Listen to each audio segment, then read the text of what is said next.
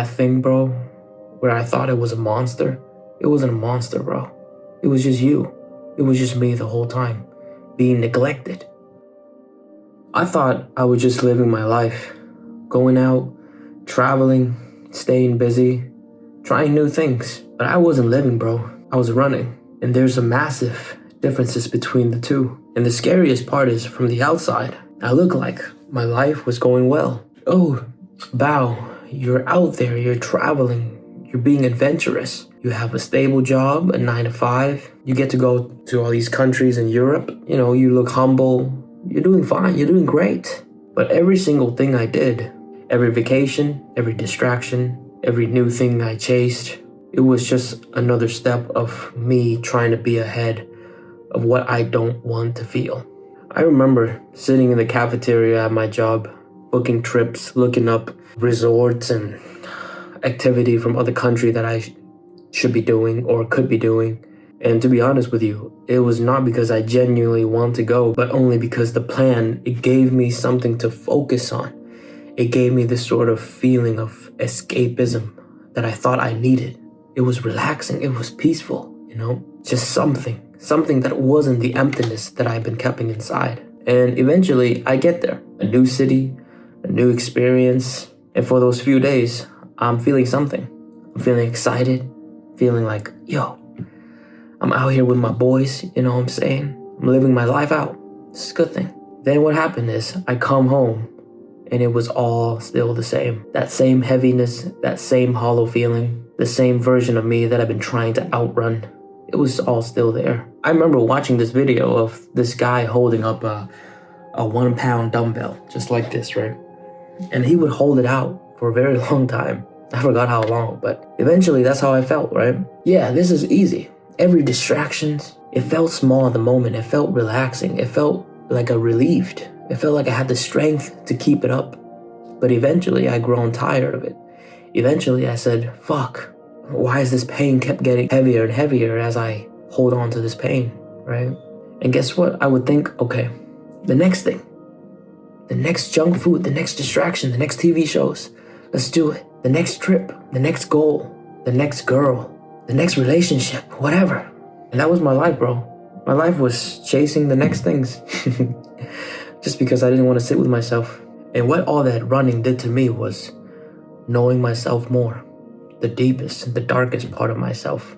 Because when you never sit still, when you always outrun yourself, when you never confront it yourself, you eventually lose track of who you really are. I remember my best friend actually asking me, what do you want out of life? Not what you're chasing, but what do you actually want out of life? And the first thing that pops in my head was, I don't know. I'm not sure. Bro, I had no answer. Because guess what? For the longest time, that was my answer to everything. How are you feeling? Good. What's going on with you? I don't know. I'm fine. It was a phase that I put on when nothing is wrong with my life. People looked at me and can never tell. Because I would have this like cool face on. But really behind all that, I was jaded. I couldn't feel anything anymore. And there was a massive differences between a person who's actually chill and happy versus someone who doesn't really feel anything altogether. And I was on that side of the spectrum. All I could think of is the fun. It's the short burst of dopamine that would eventually stop me from feeling.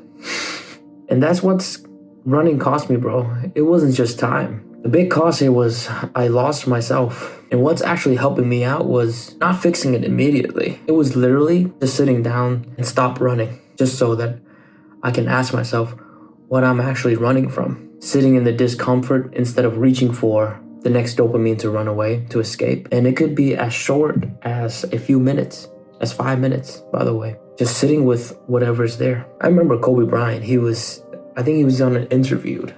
And somebody asked him, like, how do you deal with all this pressure? How do you deal with all these like negative thoughts or whatever? I forgot what was actually the context, but I remember one thing he said that was really powerful was just letting it be there. What I try to do is just try to be still and understand that things come and go, emotions come and go.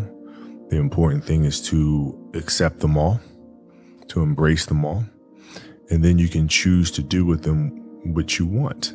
And what I found out when I stopped running is it wasn't as terrified as I thought. It was simply a version of me that I was trying to avoid the whole time, but it was still me. It wasn't a version of me that I never really gave attention to. It wasn't a version of me that I quote unquote labeled as bad. And that was what I was running away from. That loneliness, that brokenness, that undeservingness of great things. Version of me that wanted to be able to focus on something long enough for me to achieve something significant instead of just following through on something for a short term and quitting it anyways. That was the version of me that I was keeping to myself, keeping away from. Because that running wasn't living, bro. It was avoiding. And the moment I stopped was when the first time in my whole life that I actually say that I could actually want something out of life, that I actually showed up for myself for once. And I'm not going to sit here and pretend that I don't have the urge to run sometimes anymore because I'm taking in that feeling and I'm letting it go completely. Not really. To stay busy at work, working overtime 10 to 12 hours a day. From the outside, it was like, oh, you're a hard worker. Some of us, at least for me, stayed at work longer just because I labeled that as, me being sporadic. I couldn't sit still as a person. That's just who I am. Just a hard worker.